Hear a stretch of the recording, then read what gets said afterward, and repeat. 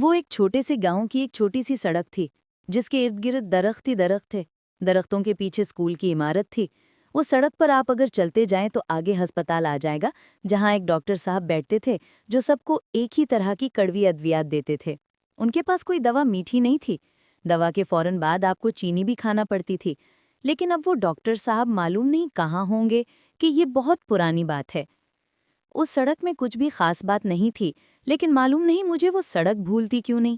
اس کے ایک سرے پر بجلی کا کھمبا نصب تھا، جب رات ہوتی تو بلب جلتا اور سب بچے اس کے نیچے کھیلا کرتے۔ جب بہت بارش ہوتی تو سڑک پر پانی ہی پانی ہوتا اور اپنی کشتیاں لے کر سڑک کے دریا میں اتر جاتے۔ معلوم نہیں مجھے وہ سڑک، وہ کھمبا کیوں کر یاد ہے۔ وہاں ایک بچہ تھا جو شاید درخت کے ساتھ ٹیک لگائے اب بھی بیٹھا ہو۔ وہ جو ساری دوپہر درخت کے نیچے گزارتا تھا، اسے گاؤں سے، سڑک سے اور وہاں کے پرندوں سے محبت تھی۔ اسے اس گاؤں سے محبت تھی جہاں امن و سکون تھا۔ شاید وہ اب بھی اسکول کی فیس جو اسے راہ میں کہیں کھو گئی تھی ڈھونڈ رہا ہو۔ ساری دوپہر نکل گئی تھی، ڈھونڈ ڈھونڈ کے تھک گیا تھا، لیکن اسے روپے نہ ملے۔ بغیر پیسوں کے نہ وہ اسکول جا سکتا تھا اور نہ گھر۔ معلوم نہیں وہ کتنی بار سڑک پر آیا اور گیا تھا۔ وہ بار بار سورج کو دیکھتا کہ کہیں ڈوب نہ جائے۔ یہ ڈوب گیا تو اندھیرے میں روپے کیوں کر ملیں گے؟ لیکن سورج کو کیا خبر، سو وہ ڈوب گیا۔ وہ پریشان ہو کر کھمبے کے نیچے ٹیک لگا کے بیٹھ گیا۔ شاید وہ اب بھی وہیں بیٹھا ہو۔ وہ بالکل ہی عام سی سڑک تھی۔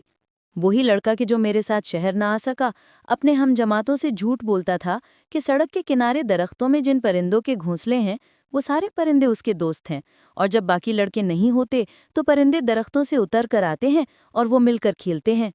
سب کہتے تھے یہ جھوٹ ہے، ایسا بھلا کیوں کر ممکن ہے؟ سب نے کہا اگر ایسا ہے تو ہم چھپ کر بیٹھیں گے اور دیکھتے ہیں پرندے کیسے نیچے آتے ہیں۔ سب لڑکے جھاڑیوں میں چھپ گئے اور وہ لڑکا درخت کے نیچے بیٹھ گیا۔ پرندے نہیں آئے۔ پرندوں کو کیا خبر کہ وہ کون ہے، لیکن وہ بیٹھا رہا۔ شاید وہ اب بھی بیٹھا ہو اسی درخت سے ٹیک لگائے، پرندوں کو دیکھ رہا ہو کہ یہ کب نیچے آ کر اس سے کھیلیں گے۔ وہ پرندے اس کے دوست تھے، لیکن وہ نہیں آئے، اور سب لڑکے اس پر ہنسنے لگے تھے۔ وہ لڑکا بہت جھوٹا تھا۔ وہ یہ بھی کہتا تھا کہ میں بہادر ہوں اور میں اکیلا کئی لوگوں سے لڑ سکتا ہوں۔ چھٹی کے بعد اسی سڑک پر چلتے ہوئے 4 لڑکوں نے اس کی خوب دھنائی کی اور اس کی شرٹ کے بٹن بھی توڑ دیے۔ اسے تھپڑ پڑتا تھا اور وہ زمین پر اپنے بٹن تلاش کر رہا تھا۔ ٹھہرو، مجھے بٹن اٹھا لینے دو، ٹھہرو، 1 منٹ ٹھہرو، یہ میری جیب ہے، دیکھو دیکھو، جیب چھوڑ دو۔ جیب بھی پھٹ گئی تھی، بٹن بھی ٹوٹ گئے تھے۔ اب بتاؤ، تمہیں بڑے کراٹے آتے تھے، تم تو کئی لوگوں سے لڑ سکتے تھے، اب بتاؤ۔ اور وہ لڑکے چلے گئے۔ اس نے بٹن تلاش کیے۔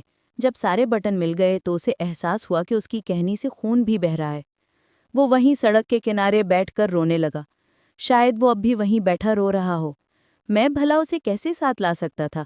وہ خود بہت ضدی تھا، حالانکہ گاؤں کے حالات اب پہلے سے نہیں رہے تھے۔ ہوا یوں کہ ایک ظالم دیو نے اپنے حامیوں سمیت گاؤں پر قبضہ کر لیا۔ ظلم کی سیاہ رات چھا گئی تھی۔ سورج نکلتا تھا لیکن دن نہیں ہوتا تھا۔ کالی سیاہ رات میں جس میں کوئی اگر اجالا کرنا چاہتا تو اسے سزا دی جاتی۔ غریب ڈرے ہوئے لوگ اب آہستہ آہستہ گاؤں چھوڑ کر جا رہے تھے۔ دیواروں در کو اب دیمک چاٹ رہی تھی۔ وہ گاؤں اور وہ گلیاں کہ جو سارا دن بچوں کے شور و غل سے مسکرا رہی ہوتیں، اب ویران ہو کر سسک رہی ہوتیں۔ حتیٰ کہ وہ کھمبا کہ جس کے نیچے ہر شام بچے کھیلا کرتے تھے، اداس تھا۔ سڑک اور زیادہ ٹوٹ گئی تھی اور اس کے ارد گرد جھاڑیاں بھی بڑھنے لگ گئی تھیں۔ اب گاؤں میں صرف دیو کے حامی اور چند ہی اور لوگ رہ گئے تھے، اور ظلم و ستم جاری تھا۔ مخالفین کے گھر توڑے جا رہے تھے اور لوگ اس دیو کے خلاف کچھ کر نہیں سکتے تھے۔ غریب لوگ بھلا کر ہی کیا سکتے تھے؟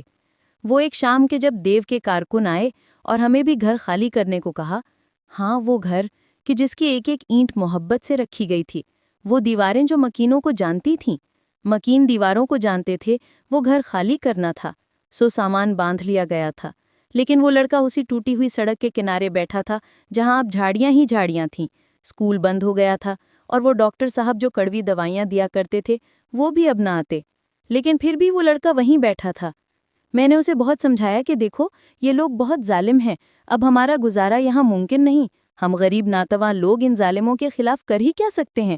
اٹھو میرے پیارے، اب یہاں ویرانیاں ہی ویرانیاں ہیں، یہاں اسکول ہے نہ ہسپتال، اور تمہارے سارے دوست بھی اب یہ گاؤں چھوڑ کر جا چکے ہیں، سو ہمیں بھی جانا ہوگا۔ پر وہ نہیں مانا۔ اس کا خیال تھا کہ پرندے اس کے دوست ہیں، سو وہ وہیں رہے گا اور وہ اسی ٹوٹی ہوئی سڑک پر ہی رہ گیا اور میں شہر آ گیا۔